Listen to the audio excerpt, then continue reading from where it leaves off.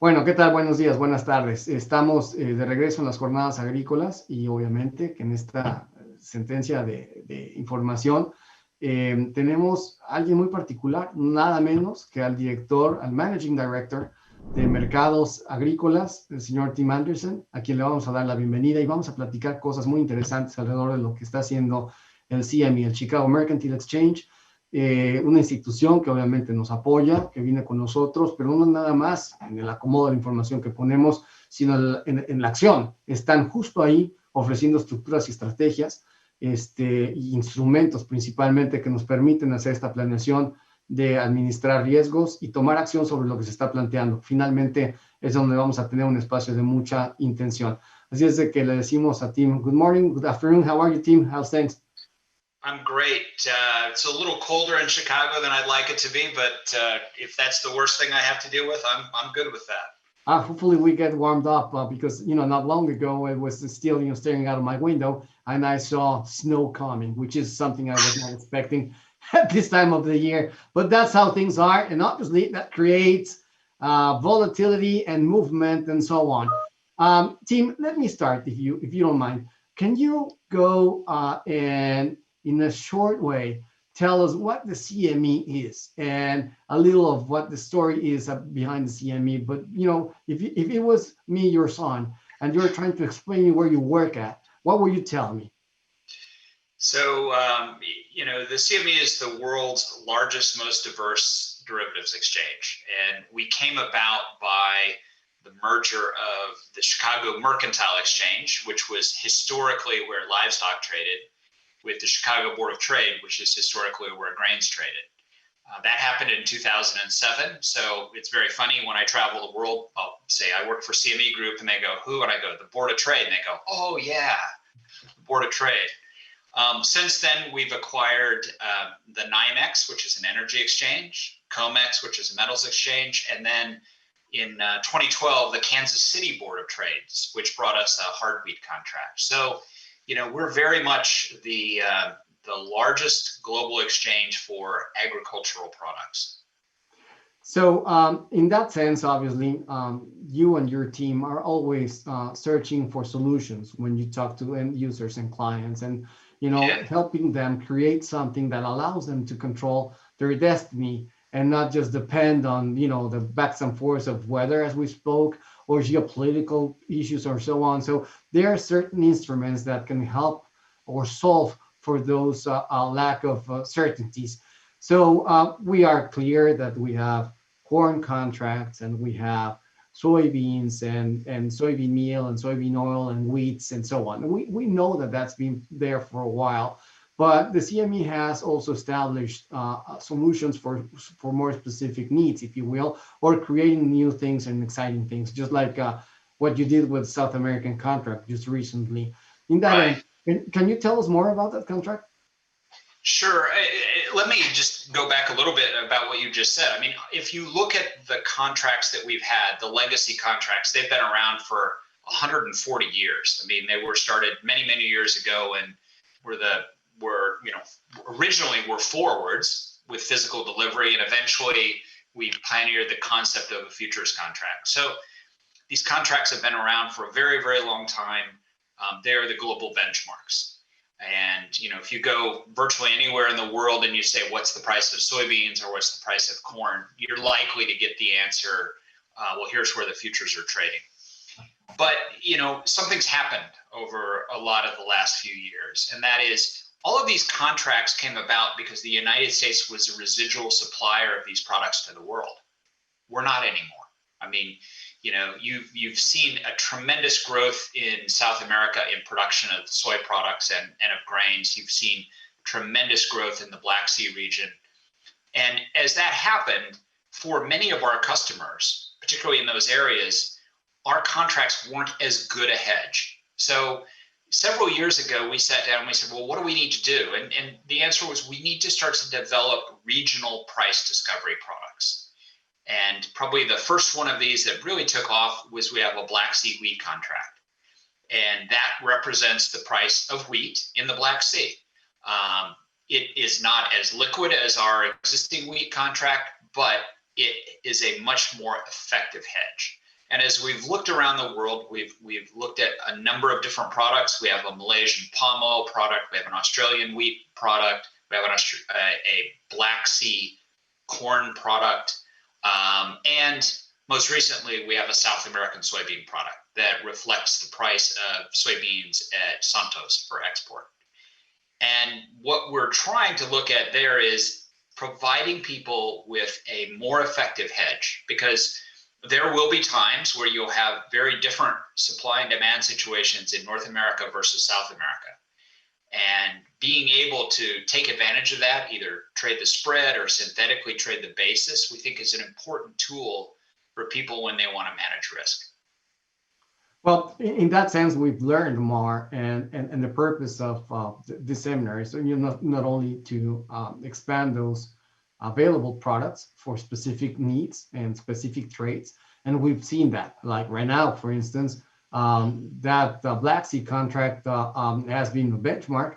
And then we need to do some movements because Russia has created this strange system that might be gone, but for now creates some sort of noise. And having something like that as a contract allows us to get more certainty into those areas that are not certain, if you will. Tim, if you were to say from your job, where are you looking forward in a sense of solutions, and what's your day-to-day to clients? How do you develop your goals, and where's your concerns, if you will? Well, I think our concern continues to be, as the world diversifies, making sure that we have more of these products, so that if you're trading not necessarily just corn, beans, or wheat, but things like soybean meal or soybean oil, that there are regional products for that. There's a number of other major countries that have exporting capability that we think there's an opportunity to develop products for. We're always very much interested in hearing from our customers as to where they think they need products to do that. Now, it's hard to build those products and to develop that liquidity. It's, the failure rate of new futures contracts is extremely high. And this is actually our second shot at a South American soybean contract. We did one back in I think it was 2004, 2005 or something like that. So very much what we're trying to do day to day is say, where do our customers need a risk management tool? The second thing is, how do we make sure those tools continue to function effectively? And, on the grains, it can be, having contract reviews where we're ensuring that the delivery mechanism works properly, that the specs are right. And over the last 10 years, there's been a lot of work around things like vomitoxin in wheat to make sure that we get the vomitoxin scale right. We also look at building the market structure around these products. How do we put price limits in place that allow price discovery, but still, limit movement? So we talk a lot about the ecosystem of how to do things like that. How do we make sure that we get a good, effective, liquid, deep, balanced marketplace? So, when your customers or somebody who wants to manage risk says, hey, listen, I want to get this much done, there's the liquidity there to execute. And that's very important. And, if you're looking at doing something in the front month of corn, it's generally never a problem. If you're doing something 2 years out, that's where it gets less liquid. So how can we create the right incentives and bring the right people into the marketplace to help people facilitate things like that?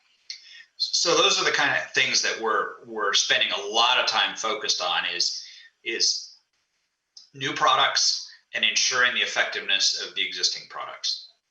So let me give you an example and maybe a couple, and we can go from there because we're talking to the right guy right here. And I tell you, you know what? There's a lot of commerce out of Europe for pork and a lot of exports, and they're growing massively. And specifically, there's a market in Spain, Mercojeida, let's put it like that. And then these guys have a pretty solid market, good information, references, we can see the prices and so on. And they want to list a contract with the CME. They want to say, like, you know what, we want the solution for the many players into this. Even the Chinese market is really willing to do that. How can they get started into that? Is that something that the CME goes and works with them, or is it always an initiative out of the CME first? No, actually, most of our ideas are driven by customers. If you look at something like that, and I just wrote it down because it's very interesting. The first thing you do is you try to understand what the market looks like. And, if you think about futures contracts, they fall into two buckets. They fall into something with physical delivery, or they fall into something that settles to a index.